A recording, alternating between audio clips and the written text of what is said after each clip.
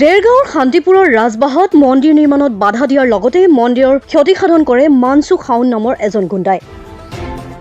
কালি দিন দুপৰতে মানসু খাউন নামৰ গুণ্ডাটোৱে ৫জনমান গুণ্ডা বাহিনী লগত লৈ মন্দিৰ নিৰ্মাণৰ কাম আধাতে ৰখাই মিস্ত্ৰীকেইজনক ডিঙি কাটি দিম বুলি ভয় ভাবুকি দিয়ে, লগতে শিৱ মন্দিৰৰ সূতা ভাঙি থৈ যায়।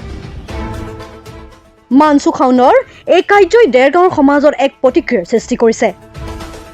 দিন দুপৰতে এনে কাৰ্য সকলোৱে একমুখে গৰিহণা দিয়ে। উল্লেখযোগ্য যে মানসু খাউনে আগতেও ভয় ভাবুকি দি আহিছে। মানে কালি কি হ'লে আমাক এয়া সকলোৱে ৰাইজে কাম কৰিবলৈ মাতিলে, কাম কৰিবলৈ আহিলোঁ।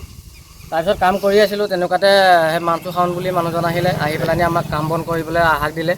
হাক দিয়াৰ পিছত আমি এইকেইটা এনেকৈ সূতা ঢেলাই কৰিছিলোঁ। এইকেইটা ঢেলাই তেওঁলোকে আমি মানে কথা পাতি থকা অৱস্থাত দেখাকৈ ভঙা নাই সম্ভৱ, কিন্তু তথাপিও এনেকৈ ভাঙি থৈ গুচি গৈছে চব, এয়া আহি পেলাই চব। আৰু তেওঁলোকে কালি এনেকুৱা মানে বেয়া ব্যৱহাৰ কৰিছে, মানে এতিয়া ক'বলৈ নিজকে মানে হেৰিও বেয়াও লাগে। মানে 4জন আহিছে, তেওঁলোকে আহি 4জন মানে আমাক ধমকি চমকি দিছে। তাৰপিছত কৈছে ইয়াত ডিঙি কটাকটি হৈ যাব বা মানে চোকা ৰাস্তাই আঘাত কৰাও হ'ব, এনেকৈ তেনেকৈ ধমকি দিছে, কৈছে আৰু ঢেৰ কিছুমান কথা কৈছে। এতিয়া আমি মন্দিৰটো ভাঙি থৈ যাম বুলি কৈছে। এয়া ভাঙি থৈ গ'লেই আৰু, ভাঙিবলৈ নাই এতিয়া, এইকণহে ভাঙিবলৈ আছে আৰু, সকলো ভাঙি থৈ গুচি গ'ল।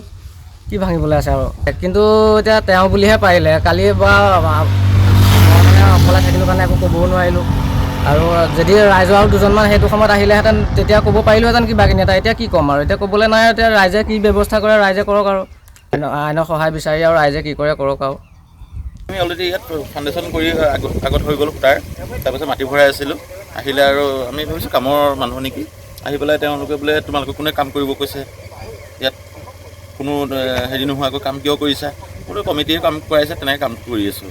তেওঁলোকে আহি আৰু কথা বতৰা নাই আৰু মানে সংৰাগত বহুতো মানে দুৰ্ব্যৱহাৰ কৰিছে।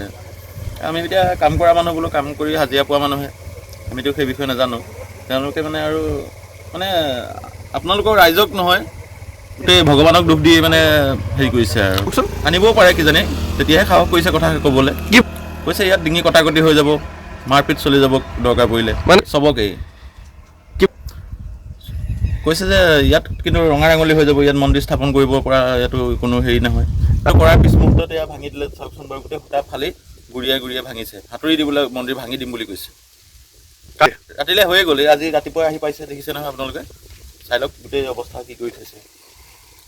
এবাৰ দেখুৱাই